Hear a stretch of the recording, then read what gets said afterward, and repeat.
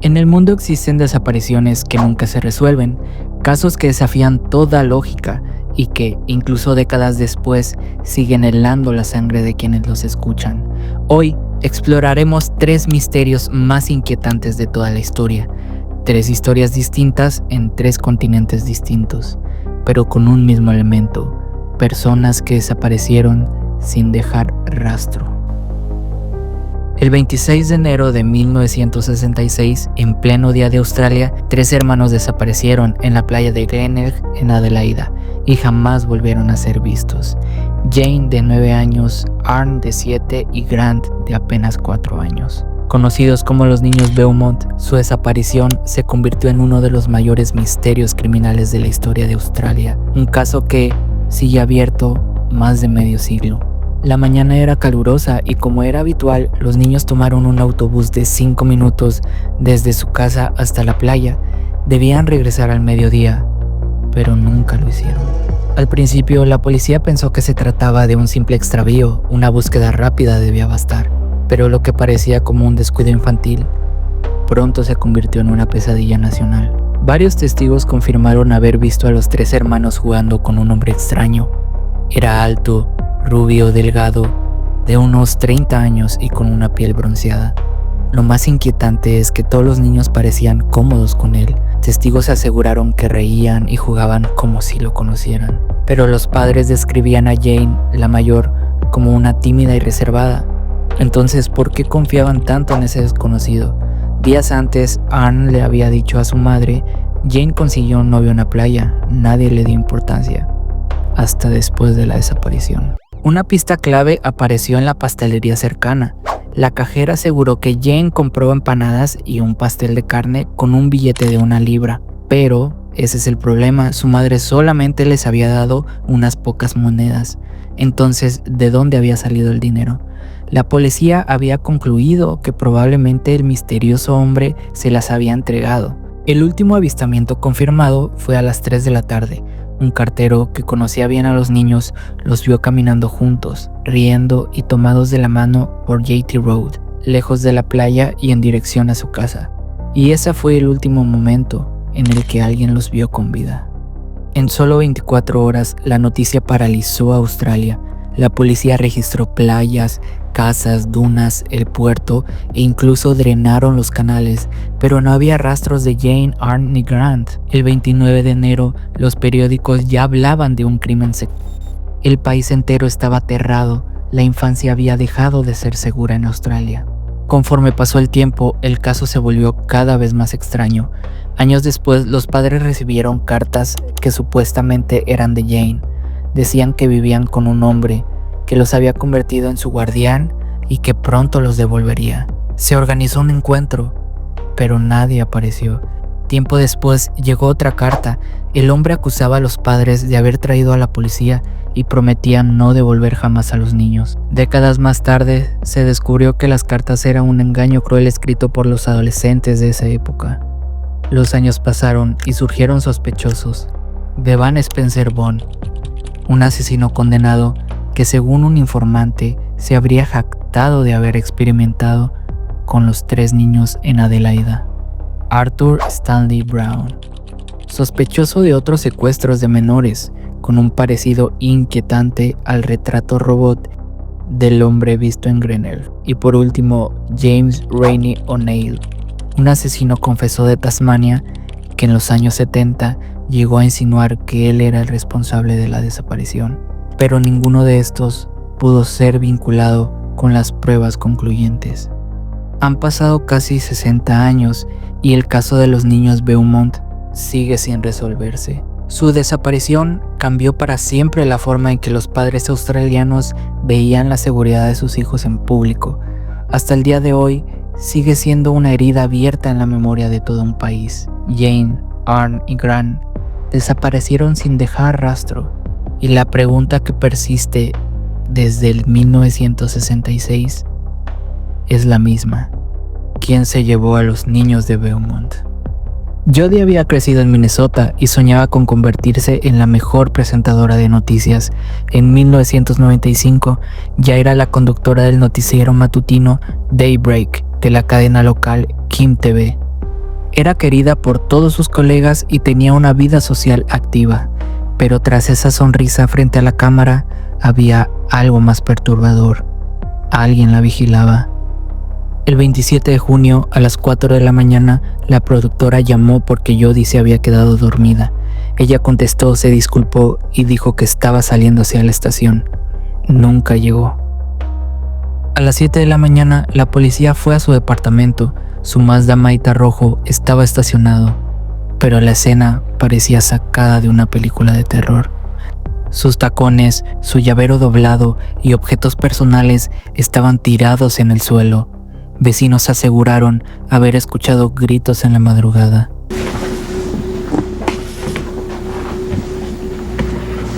Y alguien vio un furgón blanco merodeando en el estacionamiento. Todo apuntaba a un secuestro violento ejecutado en cuestión de segundos.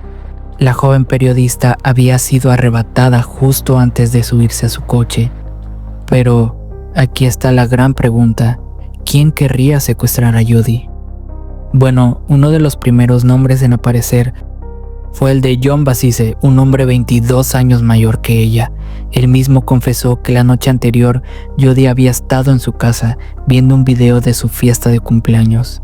Siempre dijo que la quería como una hija, pero muchos sospecharon de su cercanía. En 2017, la policía incluso le colocó rastreadores GPS a sus autos, pero nunca encontraron nada. Basin se murió en el 2024 sin haber sido acusado. Otros sospechosos surgieron, como Tony Jackson, un violador serial que vivía a solo 2 calles del canal de noticias. Brad Miller-Byrne, el ex esposo de su mejor amiga de la infancia de Jodi. Y por último, Christopher Reback, un presunto asesino serial con conexiones en Mason City. Sin embargo, nunca fueron vinculados con pruebas concretas. El caso tomó tintes mediáticos. America's Most Wanted, 2020 y Unsolved Mystery lo cubrieron en repetidas ocasiones. Incluso la familia recurrió a videntes televisivos en un intento desesperado por hallar respuestas. Miles de entrevistas, decenas de búsquedas, recompensas millonarias, pero nunca apareció el cuerpo de Jodi. En 2001 fue declarada legalmente muerta. 3 décadas después, el caso sigue vivo gracias a periodistas, investigadores privados y un sitio web llamado findjodi.com.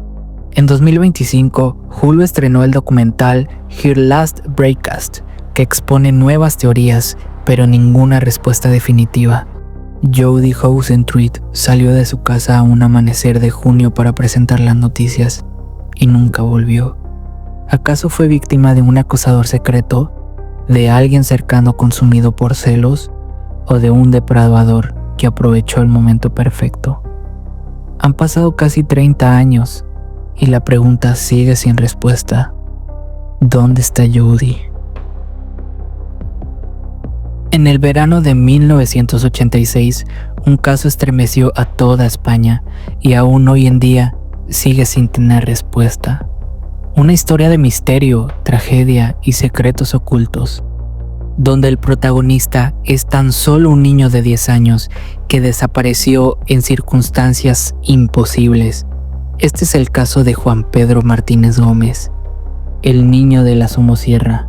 La madrugada del 25 de junio de 1986, Andrés Martínez, su esposa Carmen y su hijo Juan Pedro viajaban en un camión cisterna cargado con 20,000 litros de ácido sulfúrico. Andrés debía transportar la carga desde Murcia hasta Bilbao, algo que siempre había hecho, y como premio por sus buenas calificaciones, Juan Pedro pudo acompañar a sus padres en el viaje, sin saber que ese era el último. La familia fue vista por última vez en el restaurante cerca de las Cabanillas de la Sierra, desayunando y aparentemente de buen ánimo, pero apenas unas horas después la tragedia ocurriría. A las 6:30 de la mañana, el camión descendía del puerto Somosierra a una velocidad de 140 km por hora. En una curva cerrada, el vehículo perdió el control y volcó violentamente. El ácido se derramó quemando la carretera y alcanzando a los cuerpos de Andrés y Carmen, quienes murieron en el acto. Pero había algo extraño. Juan Pedro no estaba. En su lugar solo encontraron algunas prendas del niño. No había rastros de su cuerpo. De inmediato surgieron las primeras hipótesis. ¿Habría sido completamente disuelto por el ácido? Los expertos descartaron la teoría rápidamente. El tiempo de acción fue demasiado corto, y si los cuerpos de los padres pudieron resistir parcialmente, ¿cómo es que el de Juan Pedro desapareció sin dejar rastro? Los investigadores descubrieron un detalle inquietante. En los últimos 13 kilómetros antes del accidente, el camión realizó 12 paradas inexplicables. El tráfico era mínimo, no había atascos y el vehículo estaba en perfecto estado. ¿Por qué Andrés se detuvo tantas veces en tan poco recorrido? Una respuesta comenzó a tomar forma cuando durante el desmontaje del camión se hallaron trazas de heroína. La familia reveló entonces un secreto. Andrés había sido presionado por un grupo de narcotraficantes para transportar droga escondida en la cisterna. De pronto, la desaparición del niño adquirió otra dimensión. ¿Había sido Juan Pedro víctima de un ajuste de cuentas o fue secuestrado para evitar un mensaje? Un testimonio aportó más misterio. Varias personas afirmaron haber visto en el lugar del accidente a una pareja de acento extranjero a bordo de una furgoneta blanca Nissan Vanette. La mujer se presentó como la enfermera, mientras el hombre, alto de mediana edad, rebuscaba dentro del camión. Según algunos testigos, sacaron un bulto envuelto en mantas, lo cargaron en la furgoneta y huyeron rápidamente. ¿Era ese bulto Juan Pedro? La policía revisó más de 3,000 furgonetas con esas características, pero jamás pudieron localizar a la misteriosa pareja. Con el paso del tiempo surgieron dos teorías principales. La primera, que el niño fue secuestrado por narcotraficantes para presionar a su padre o castigar la pérdida de la droga. O dos, que la pareja de la furgoneta realmente se llevó al pequeño, ya sea para protegerlo o para desaparecerlo. Sea como sea, lo cierto es que el cuerpo nunca apareció. Han pasado casi 40 años y el misterio del niño de la Somosierra sigue sin resolverse. ¿Fue víctima del ácido? ¿De un secuestro relacionado con los narcotraficantes? ¿O está en algún lugar del mundo oculto desde aquella fatídica madrugada? Interpol lo considera uno de los casos más extraños de Europa y del siglo XX. Y hasta hoy, la pregunta sigue viva. ¿Qué pasó con el niño Juan Pedro Martínez Gómez?